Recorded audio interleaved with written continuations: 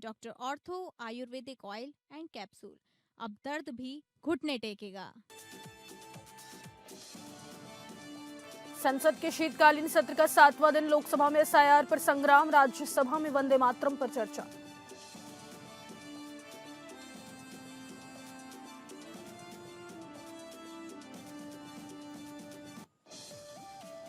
लोकसभा में गरजे असदुद्दीन ओवैसी, वंदे मातरम चर्चा पर बीजेपी को घेरा, कहा देशभक्ति दिखानी है तो गरीबी खत्म की जाए, कहा हमें नहीं चाहिए किसी से वफादारी का सर्टिफिकेट।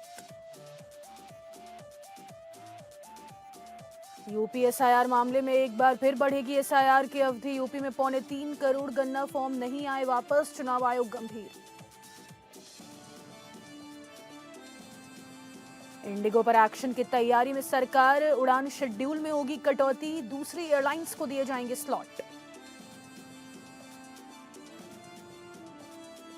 और राष्ट्रपति ट्रंप ने भारत को फिर दी टैरिफ की धमकी, भारत से आयात होने वाले चावल पर सख्ती के दिए संकेत, कहा भारत को चावल के लिए अमेरिका के सस्ते बाजार नहीं होने देंगे उपलब्ध।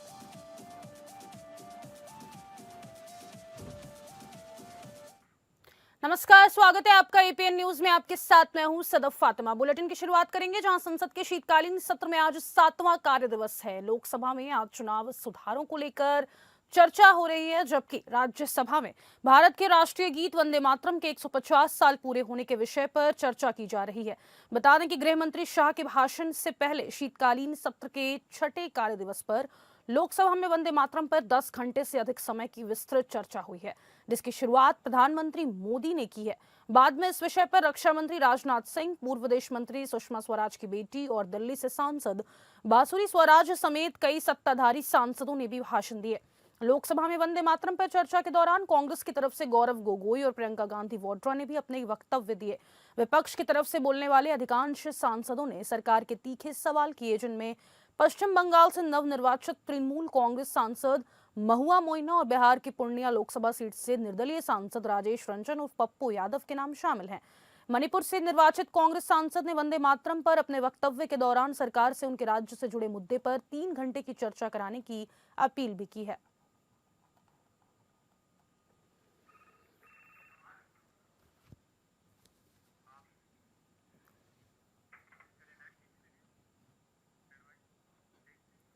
आगे बढ़ेंगे जहां all India Majlise Ittehadul Muslimeen AIMIM सांसद असदुद्दीन ओवैसी ने सोमवार को कहा कि भारत में आज़ादी इसलिए आई कि हमने मुल्क और मजहब को एक नहीं बनाया।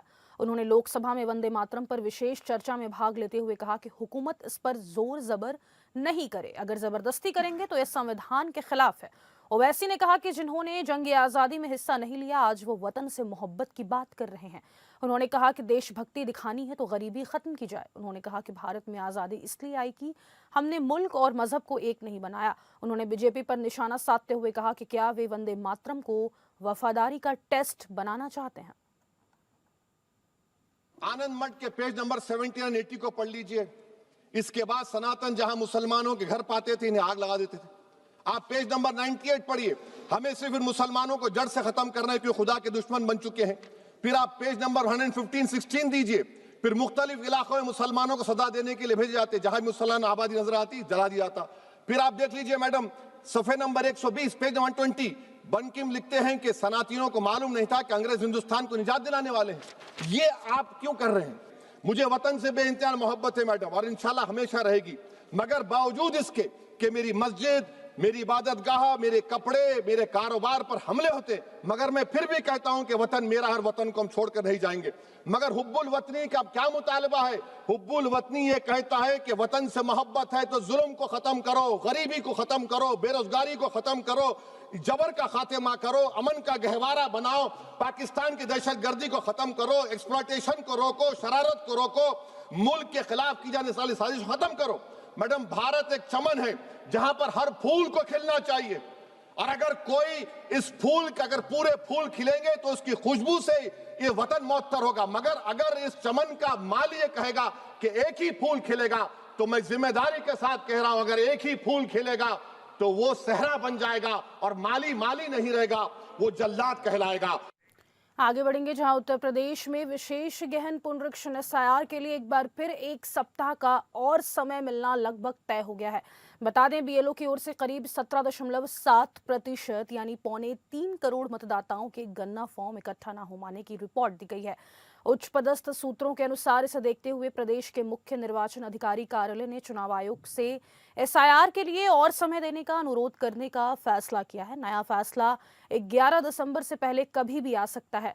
इससे पहले 30 नवंबर को गन्ना फॉर्म भरने की तिथि 4 दिसंबर से बढ़ाकर 11 दिसंबर की गई थी। प्रदेश में 15.44 करोड़ से ज्यादा मतदाता हैं।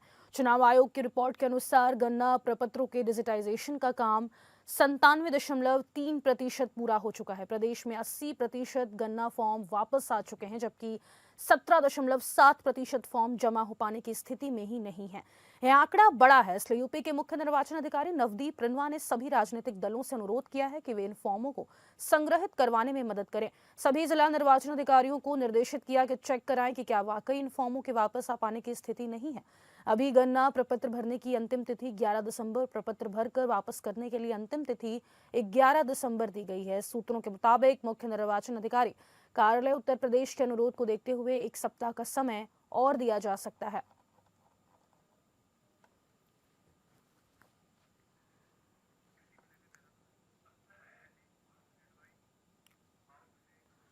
देहरादून से खबर है, जहां पर मुख्यमंत्री गेम चेंजर योजना भारत दर्शन शैक्षिक भ्रमण 2025 के तहत उत्तराखंड बोर्ड परीक्षा के 240 मेधावी विद्यार्थियों के दल को मुख्यमंत्री पुष्कर सिंह धामी ने हरी झंडी दिखाकर रवाना किया है।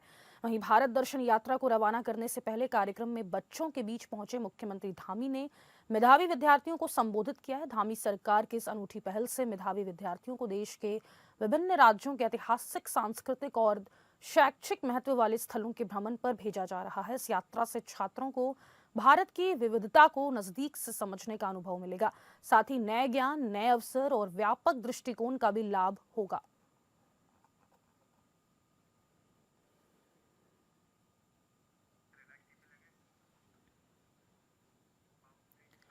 और शिक्षा विभाग में गलत तरीके से दिव्यांग प्रमाण पत्र के आधार पर नौकरी पाने वाले शिक्षकों पर विभागीय शिकंजा कसता चला जा रहा है। बता दें, पहले ऐसे 51 शिक्षकों को नोटिस जारी किए गए हैं। वहीं अब शिक्षा मंत्री डॉक्टर धन सिंह रावत ने ऐसे सभी शिक्षकों का ब्यौरा सार्वजनिक करने के आदेश विभाग को जारी किए हैं। शिक्षा मंत्री का कहना है कि 1991 से लेकर 2017 तक के ये मामले हैं, जहां फर्जी तरीके से दिव्यांग प्रमाण पत्र के आधार पर शिक्षा विभाग में नौकरी पाई गई। इन सबकी जांच जारी है और अब इनकी सूची सार्वजनिक की जाएगी।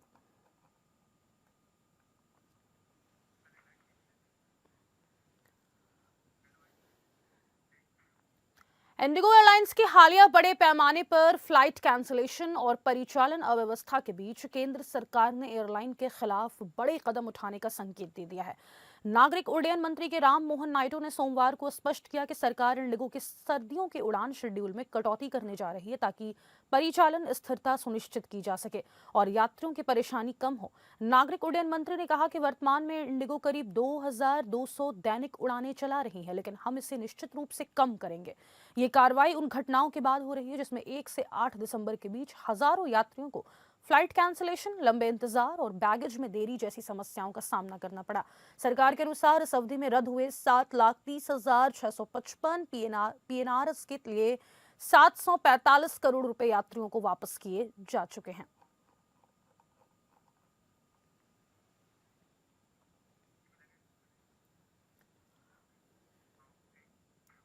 उत्तराखंड में बढ़ते मानव वन्य जीव संघर्ष की घटनाओं पर रोक लगाने के लिए ठोस कदम उठाए जाने की कांग्रेस ने अब मांग कर दी है। बता दें कि कांग्रेस के प्रदेश अध्यक्ष गणेश गोदियाल ने कहा है कि जब तक सरकार की ओर से इसके लिए दीर्घकालिक योजना नहीं बनाई जाएगी, तब तक इस तरह की घटनाएं सामने आती रहेंगी। उन्होंने यह भी कहा कि काफी समय से कांग्रेस की ओर से सरकार को इसके लिए सुझाव और सलाह दिए जा रहे हैं कि लोगों के जीवन को बचाने के लिए सरकार ऐसी रणनीति तैयार करे जिससे इस तरह की घटनाओं की पुनरावृत्ति ना होने पाए। उन्होंने इस बात को लेकर सत्ताधारी दल के नेताओं की ओर से संसद में भी मुद्दे उठाए जाने पर कहा कि जो बात हम पहले कहते रहे हैं, उन सबको अब संसद में बीजेपी के नेता उठा रहे हैं।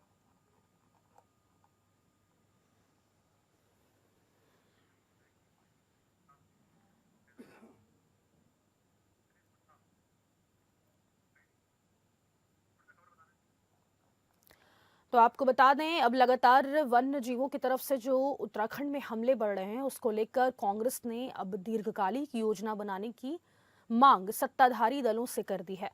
वन्यजीव संघर्ष की घटनाओं पर रोक आखिर कब लगेगी, ये बड़ा सवाल बना हुआ है।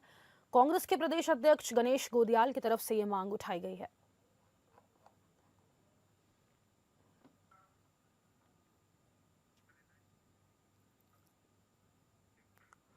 प्रदेश के उद्यान, कृषि विपणन, कृषि विदेश व्यापार और कृषि निर्यात मंत्री दिनेश प्रताप सिंह ने राजधानी लखनऊ में मखाना विकास योजना के शुभारंभ की घोषणा की है। वहीं प्रेस वार्ता के दौरान मंत्री ने बताया कि केंद्र सरकार ने वर्ष 2025 में राष्ट्रीय मखाना बोर्ड का गठन किया और प्रथम चरण में 10 राज्यों में योजना लागू की, जिसमें उत्तर प्रदेश शामिल है। उत्तर प्रदेश में योजना को सफल बनाने की जिम्मेदारी उद्यान विभाग को सौंपी गई है। वित्तीय वर्ष 2025-26 की कार्य योजना को केंद्र सरकार ने स्वीकृति दी और 158 लाख रुपए जारी किए। इस धनराशि से मखाना खेती के लिए तालाबों का चयन और निर्माण, किसानों के प्रशिक्षण, बायर सेलर मीट, प्रचार प्रसार, सेंटर ऑफ एक्सीलेंस फॉर मखाना की स्थापना जैसी गतिविधियां संचालित होंगी।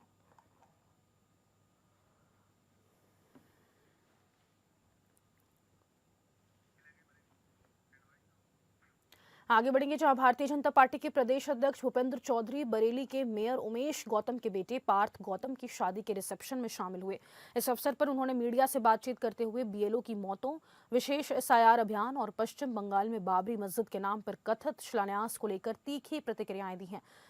बरेली आगमन के दौरान मीडिया द्वारा बीएलओ की लगातार हो रही मौतों और विशेष मतदाता पुनरीक्षण अभियान को लेकर पूछे गए सवाल पर भाजपा के प्रदेश अध्यक्ष भूपेंद्र चौधरी ने विपक्ष पर गंभीर आरोप लगाए हैं। उन्होंने कहा कि विपक्ष का एजेंडा एक षड्यंत्र के तहत लोकतंत्र को कमजोर करने का है।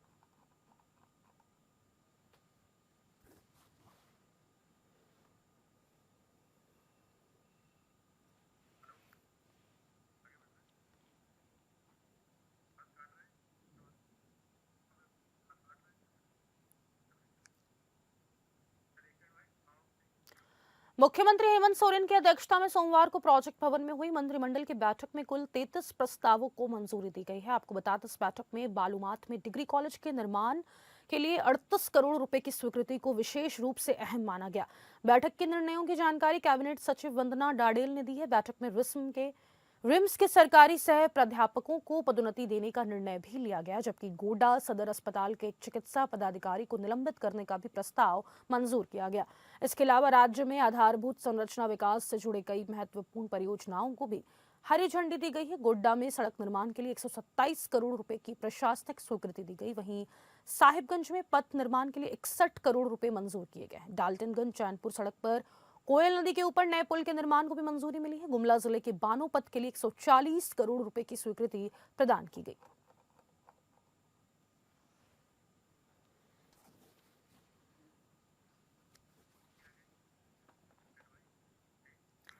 इलाहाबाद हाईकोर्ट ने वाराणसी में ज्ञानवापी परिसर स्थित वजूखाने का एएसआई से वैज्ञानिक सर्वे कराने की मांग में अब दाखिल राखी सिंह की पुनरीक्षण याचिका पर सुनवाई के लिए 16 जनवरी की तारीख लगाई है।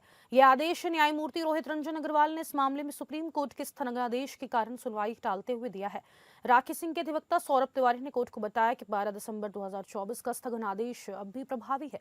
इस स्थगन आदेश में किसी भी न्यायालय को किसी भी तरह के अंतरिम या अंतिम सर्वे का निर्देश देने पर रोक लगाई गई है।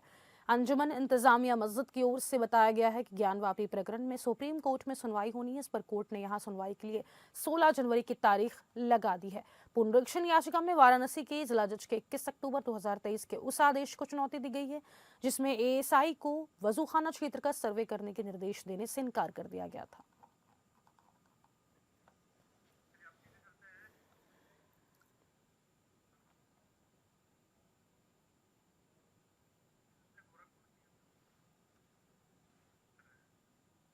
यहाँ पर राष्ट्रपति डोनाल्ड ट्रंप ने भारत से अमेरिका आने वाले चावल पर सख्ती करने के अब संकेत दे दिए हैं। बता दें आपको कि ट्रंप ने एक बयान में कहा कि भारत को अपना चावल अमेरिकी बाजार में नहीं खपाना चाहिए। ट्रंप ने कहा कि ऐसा ना हो, हम इसका ध्यान रखेंगे।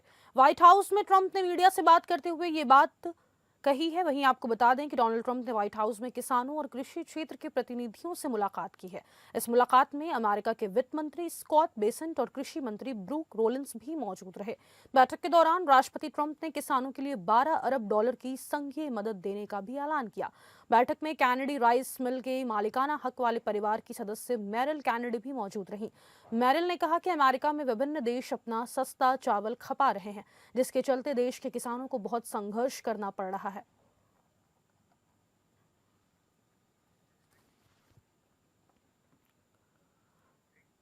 मौजूदा टी20 विश्व चैंपियन भारतीय टीम दक्षिण अफ्रीका के खिलाफ 5 मैचों की टी20 सीरीज के पहले मैच के साथ अगले साल स्वदेश में होने वाले टी20 विश्व कप के लिए अपनी तैयारियों की शुरुआत करेगी। भारतीय टीम स्पष्ट नजरिए के साथ उतरेगी, जिसमें इसका मुख्य लक्ष्य विश्व कप से पहले खिलाड़ियों की भूमिका तय करना और उपयुक्त संयोजन तैयार करना होगा। पिछले वर्ष विश्व कप जीतने के बाद से भारत ने टी20 में दमदार प्रदर्शन किया है। विश्व कप में उसने लगातार 8 मैच जीतकर खिताब जीता। तब से भारत ने अपनी जीत का आंकड़ा 26 मैच तक पहुंचा दिया है, जिसमें एशिया कप में लगातार 7 मैच जीतना भी शामिल है। इस बीच भारतीय टीम को केवल 4 मैच में हार मिली। इस अवधि में भारतीय टीम ने कोई टी20 सीरीज नहीं हारी है और अब उसका लक्ष्य उस टीम के खिलाफ अपनी धार को और अधिक मजबूत करना होगा, जिसे उसने टी20 विश्व कप फाइनल में हराया था।